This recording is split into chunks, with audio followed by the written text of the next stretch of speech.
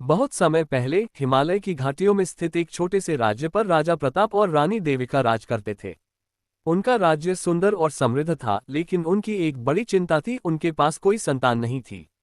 इस बात से राजा और रानी अत्यधिक व्यथित रहते थे। एक दिन राज्य में एक वृद्ध कथाकार आया। वह लंबे सफर से थका हुआ लग रहा था, लेकिन उसकी आंखों में अजीब सी चमक थी। राजा ने उसे अपने दरबार में बुलाया और उसके आराम की व्यवस्था की। जब वह आराम कर चुका तो उसने राजा और रानी से कहा, मैंने सुना है कि आप बहुत दयालु और न्यायप्रिय हैं, लेकिन आपके हृदय में एक अधूरी इच्छा है। राजा ने सिर झुकाकर कहा, हाँ, हमारे जीवन में केवल एक ही कमी है। हमारे वंश को आगे बढ़ाने के लिए कोई संतान नहीं है। क्या आपके पास इसका कोई समाधान है? कथाकार मुस्कुराया और बोला, ये समस्या आपके राज्य की सबसे पुरानी किंवदंती से जुड़ी है। आपके राज्य के केंद्र में स्थित गुमनाम देवी का मंदिर, जो अब खंडहर बन चुका है, आपके भाग्य को बदल सकता है। ये देवी किसी समय आपकी प्रजा की आराध्या थी, लेकिन समय के साथ लोग उन्हें भूल गए।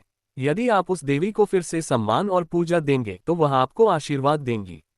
ये सुनकर राजा और रानी ने तुरंत मंदिर का जीर्णोद्धार करवाने का निश्चय किया।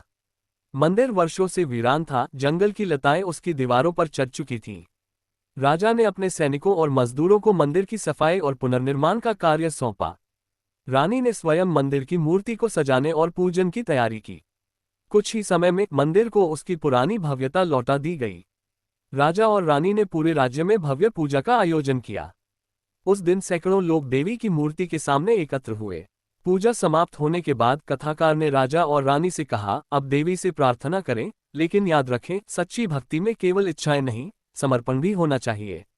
राजा और रानी ने देवी के सामने घुटने टेककर प्रार्थना की। वे बोले, हे देवी, हमने आपको भुला दिया था। हम आपसे क्षमा चाहते हैं। हमारे जीवन में जो भी कमी है उसे पूरा करने का आशीर्वाद दें। अचानक मंदिर के अंदर प्रकाश फैल गया। ऐसा प्रतीत हुआ जैसे देवी स्वयं प्रकट हुई हो। एक दिव्य स्वर गूंजा, तुम्हारी भक्ति ने मुझे प्रसन्न किया है। मैं तुम्हें संतान का आशीर्वाद देती हूँ, लेकिन याद रखना, तुम्हारा पुत्र केवल तभी महान बनेगा जब वह प्रजा की सेवा करेगा। कुछ महीनों बाद रानी ने एक सुंदर बालक को जन्म दिया। वह बालक बड़ा होकर एक न्यायप्रिय और दयालु राजा बना। उसने राज्य को नई ऊंचाइयों पर पहुंचाया।